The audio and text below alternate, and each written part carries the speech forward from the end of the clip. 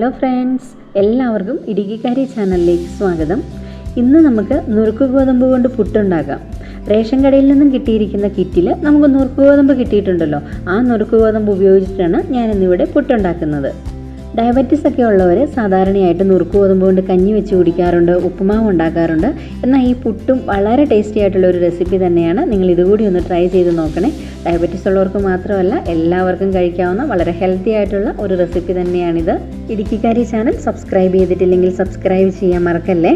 പുട്ടുണ്ടാക്കുന്നതിന് വേണ്ടി ഞാനിവിടെ 1.5 ഗ്ലാസ് നുറുക്ക് ഗോതമ്പാണ് എടുത്തിരിക്കുന്നത്. ഈ നുറുക്ക് ഗോതമ്പ് നന്നായിട്ട് വെള്ളം ഒഴിച്ച് 2-3 പ്രാവശ്യം വെള്ളം മാറ്റി കഴുകിയതിന് ശേഷം നുറുക്ക് ഗോതമ്പ് മുങ്ങിക്കിടക്കത്തക്ക വിധത്തിൽ വെള്ളം ഒഴിച്ച് നമുക്കിത് കുതിരുന്നതിന് വേണ്ടി ഇട്ട് വയ്ക്കാം. ഞാനിവിടെ പച്ചവെള്ളമാണ് ഒഴിച്ചിരിക്കുന്നത്. അതുകൊണ്ട് തന്നെ 1 മണിക്കൂറോളം ഞാനിതൊന്ന് കുതിർത്തി വെക്കുന്നുണ്ട്. അപ്പം നിങ്ങൾ ചൂടുവെള്ളമാണ് ഒഴിക്കുന്നതെങ്കിൽ വളരെ പെട്ടെന്ന് തന്നെ സോക്കായി കിട്ടും. സമയക്കുറവൊക്കെ ഉണ്ടെങ്കിൽ ചൂടുവെള്ളം ഒഴിച്ചിട്ട് ഇത് കുതിരാനായിട്ട് വെക്കുക. ഇപ്പോൾ 1 മണിക്കൂറോളം കഴിഞ്ഞിട്ടുണ്ട്. നമ്മുടെ നുറുക്ക് ഗോതമ്പ് നന്നായിട്ട് കുതിർന്ന് വന്നിട്ടുണ്ട്. നല്ല സോഫ്റ്റ് ആയിട്ടുണ്ട്. നമുക്കറിയാമല്ലോ, നുറുക്ക് ഗോതമ്പിന് നല്ല കട്ടിയുണ്ട്. അപ്പോൾ ആ ഒരു കട്ടിയൊക്കെ മാറി നല്ല സോഫ്റ്റ് ആയിട്ട് വന്നിട്ടുണ്ട്. ഇതാണ് അതിൻ്റെ പാകം.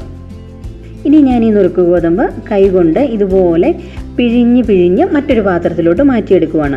ഇതുപോലെ പിഴിഞ്ഞെടുക്കണമെന്ന് നിർബന്ധമൊന്നുമില്ല. ഒരു അരിപ്പയിലോട്ടോ മറ്റോ ഇതൊന്ന് മാറ്റി കുറച്ച് നേരം ആ വെള്ളം ഒന്ന് വാർന്നു പോകുന്നതിന് വേണ്ടി വെച്ച് കൊടുത്താലും മതിയാവും. ഏത് രീതിയിൽ വേണമെങ്കിലും ചെയ്തെടുക്കാം.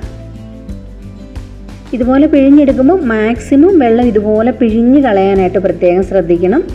അപ്പോൾ ഞാനിവിടെ നുറുക്ക് ഗോതമ്പിലെ വെള്ളമൊക്കെ നന്നായിട്ട് പിഴിഞ്ഞ് കളഞ്ഞതിന് ശേഷം മറ്റൊരു പാത്രത്തിലോട്ട് മാറ്റി വെച്ചിട്ടുണ്ട്. ഇനി ഇതിനകത്തോട്ട് ഞാൻ ആവശ്യത്തിനുള്ള ഉപ്പ് ചേർത്ത് കൊടുക്കുകയാണ്. അതുപോലെ തന്നെ ഇതിലോട്ട് കുറച്ച് തേങ്ങയും കൂടെ ഇട്ട് കൊടുക്കുന്നുണ്ട്.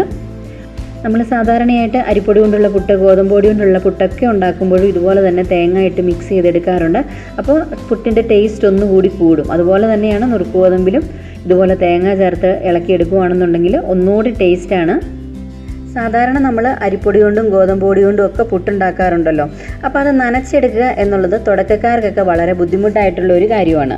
ഒട്ടും ബുദ്ധിമുട്ടാതെ തന്നെ വളരെ ഈസി ആയിട്ട് വെള്ളം ചേർക്കാതെ കൈ പോലും ഉപയോഗിക്കാതെ എങ്ങനെയാണ് ഗോതമ്പ് പുട്ടിനെ നനച്ചെടുക്കേണ്ടത് എന്നുള്ളതിനെക്കുറിച്ച് ഒരു വീഡിയോ ചെയ്തിട്ടുണ്ടായിരുന്നു. അതിൻ്റെ ലിങ്ക് ഞാൻ ഡിസ്ക്രിപ്ഷനിൽ കൊടുക്കാം. അപ്പോൾ എല്ലാവരും അതൊന്ന് കണ്ടു നോക്കണേ.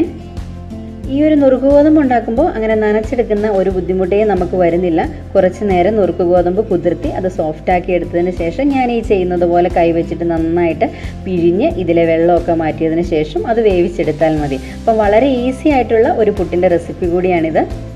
തേങ്ങായും ഉപ്പും ഒക്കെ ഇട്ട് നന്നായിട്ട് യോജിപ്പിച്ചെടുത്തതിന് ശേഷം നമുക്ക് പുട്ടുണ്ടാക്കി തുടങ്ങാം. അപ്പോൾ അതിനായിട്ട് ഞാനിവിടെ എടുത്തിരിക്കുന്നത് ചിരട്ട പുട്ടിൻ്റെ കുമ്പമാണ്. ആദ്യമേ നമുക്ക് കുറച്ച് തേങ്ങ ഇട്ട് കൊടുക്കാം. തേങ്ങ കുറച്ച് കൂടുതൽ തന്നെ ചേർക്കാനായിട്ട് ശ്രദ്ധിക്കുക. ഇനി ഞാൻ ഇതിലോട്ട് നുറുക്ക് ഗോതമ്പാണ് ചേർത്ത് കൊടുക്കുന്നത്.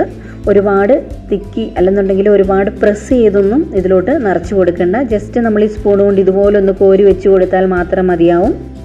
ഇനി ഞാനിതിൻ്റെ മുകളിലോട്ടും ആവശ്യത്തിനുള്ള തേങ്ങ വെച്ച് കൊടുക്കുവാണ്. തേങ്ങ ഇപ്പോഴും ഞാനൊരു ശകലം കൂടുതൽ തന്നെയാണ് വെക്കുന്നത്. അതാണല്ലോ പുട്ട് കഴിക്കുമ്പോൾ നല്ല ടേസ്റ്റായിട്ട് നമുക്ക് തോന്നുന്നത്. അപ്പോൾ ഇതിൻ്റെ ഇടയ്ക്കൊരു ലെയർ വേണമെങ്കിലും തേങ്ങ വെച്ച് കൊടുക്കാവുന്നതാണ്. അപ്പോൾ അങ്ങനെ താല്പര്യം ഉണ്ടെങ്കിൽ അതുകൂടി ചെയ്യുക. ഇനി നമുക്ക് പുട്ട് വേവിച്ചെടുക്കാം. അപ്പോൾ ഞാൻ കുക്കറിൽ 1.5 ഗ്ലാസോളം വെള്ളം തിളയ്ക്കാൻ വേണ്ടി വെച്ചിട്ടുണ്ടായിരുന്നു. ഇതിൻ്റെ അടപ്പ് അടച്ചതിന് ശേഷം തിളപ്പിക്കാനായിട്ട് വെക്കുക. അപ്പോൾ അതാ ഇതിലൂടെ ആവി വരുന്നത് നമുക്ക് കാണാം. ഇതുപോലെ ആവി വന്നു കഴിയുമ്പോഴത്തേനും ഒരു മീഡിയം ഫ്ലെയിമിലോട്ട് മാറ്റിയതിന് ശേഷം നമുക്ക് ഈ ചിരട്ടപ്പുട്ട് ഇതിലോട്ട് വെച്ച് കൊടുക്കാം. 4-5 മിനിറ്റ് സമയത്തോളം ഞാൻ ഈ കുക്കറിൽ വെച്ചിട്ട് ഇത് വേവിച്ചെടുത്തിട്ടുണ്ട്. അപ്പോൾ ഇത് കുക്കായിട്ടുണ്ട്. ഇനി നമുക്കിത് മറ്റൊരു പ്ലേറ്റിലോട്ട് മാറ്റിയിടാം. വളരെ എളുപ്പത്തിൽ തന്നെ നമ്മളിന്ന് നുറുക്ക് ഗോതമ്പ് കൊണ്ട് പുട്ട് തയ്യാറാക്കിയെടുത്തു. അപ്പോൾ എല്ലാവരും ഈ ഹെൽത്തി റെസിപ്പി ഒന്ന് ട്രൈ ചെയ്ത് നോക്കുക. ഞാൻ ആദ്യമേ പറഞ്ഞതുപോലെ ഡയബറ്റീസ് ഉള്ളവർക്ക് മാത്രമല്ല, ആർക്കും കഴിക്കാവുന്ന വളരെ ഹെൽത്തി ആയിട്ടുള്ള, പ്രത്യേകിച്ച് ഹെൽത്ത് കോൺഷ്യസ് ഒക്കെ ആയിട്ടുള്ളവർക്ക് കഴിക്കാവുന്ന ഒരു റെസിപ്പി തന്നെയാണിത്. അപ്പോൾ എല്ലാവരും ഇതൊന്ന് ട്രൈ ചെയ്തതിന് ശേഷം ഇതിനെക്കുറിച്ചിട്ടുള്ള അഭിപ്രായങ്ങളൊക്കെ കമൻറ്റ് ബോക്സിൽ കമൻസായി പറയാൻ ശ്രദ്ധിക്കുമല്ലോ. ഇടുക്കിക്കാരി ചാനലിലെ വീഡിയോസ് ഇഷ്ടമാവുന്നുണ്ടെങ്കിൽ ചാനൽ സബ്സ്ക്രൈബ് ചെയ്ത് സപ്പോർട്ട് ചെയ്യാൻ മറക്കല്ലേ.